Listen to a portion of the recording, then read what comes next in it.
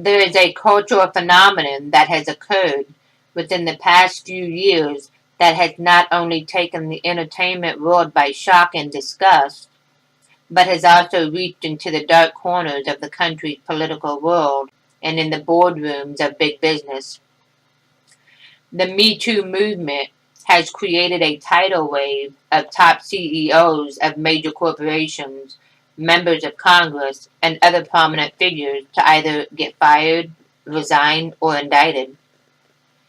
Questions often linger on how a man like Harvey Weinstein could go for so long without anything being reported or said about his abuse and indiscretions on females, or how a corporation could defraud its customers for years without any person within the company telling an outside source about the illegal activity, or standing up to the person who has directed others to commit that fraud. This, according to Frederick Bruce Bird, is the muted conscience of business. In his book, The Muted Conscience, Moral Silence, and the Practice of Ethics in Business, Bird defines moral muteness as people who hold moral convictions and fail to verbalize them. They remain silent out of deference to the judgment of others, out of fear that their comments will be ignored, or out of uncertainty that what they might have to say is really not that important. But some may view moral mutes as hypocrite. Yet Bird explains that moral mutes have the values and morals and are silent when they see others go against their morality, while hypocrites are void of the offended morals. Bird also explains that the muted conscience comes in three forms. 1. Moral silence, those who do not recognizably communicate their moral concerns in settings where such communicating would be fitting. 2. Moral deafness, those who do not hear and do not respond to moral issues that have been raised by others. 3. Moral blindness, those who fail to see or recognize moral concerns and expectations that bear upon their activities and involvements. According to Bird, the different forms of moral muteness are 1. Not blowing the whistle on observed abuses, violations, or misconduct. 2. Not audibly dissenting from organizational policies, which could include morally questionable behavior. 3. Not questioning or debating aspects of decisions thought to be morally unclear, if not questionably. 4. Not speaking up for one's moral ideals. 5. Not bargaining hard enough for positions that might advance morally valued objectives. And lastly, not providing adequate feedback, either in supervisory or collegial relationships. Elizabeth Wolfe, Morrison, and Francis Millikan agree with Bird in his analysis in their journal article, Organizational Silence, a Barrier to Change and Development in a Pluralistic World.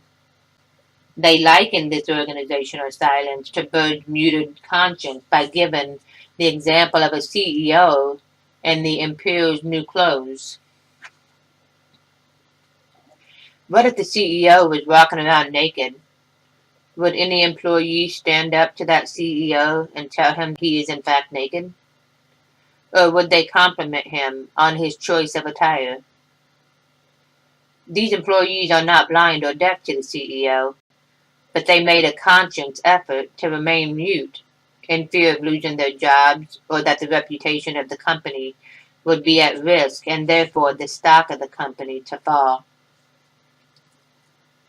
Morrison and Millikan state that hierarchies are also susceptible to muted silence. In Muted Conscience, Bird explains that there are 6 consequences of silence. Wrongs and moral issues are not addressed.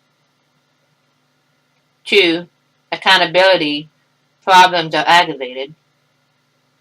3. More stress is increased. 4. More resources are ignored and neglected. 5. Extraneous transactional costs are increased. 6. The role of ethics is marginalized and confused. But isn't the true victim to be a muted conscience, the mute himself? Isn't silence in itself a confirmation of the immoral and unethical act, even if that act is carried out by others? Jesus tells his followers that so whoever knows the right thing to do and fails to do it, for him it is sin. James 4:17.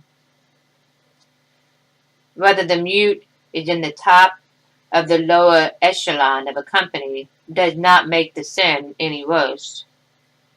But Bode explains that it is the lower echelon of the corporate pyramid that are often silent of what the echelon above them do, and that there should be no accountability to the lower echelon employees because of the ramifications are far worse for them if they are found to be the whistleblowers of the immoral acts of those above them. Many organizations adopt patterns of direction and accountability that tend to be asymmetrical in one way. Superiors hold them accountable but are not in turn held accountable by subordinates.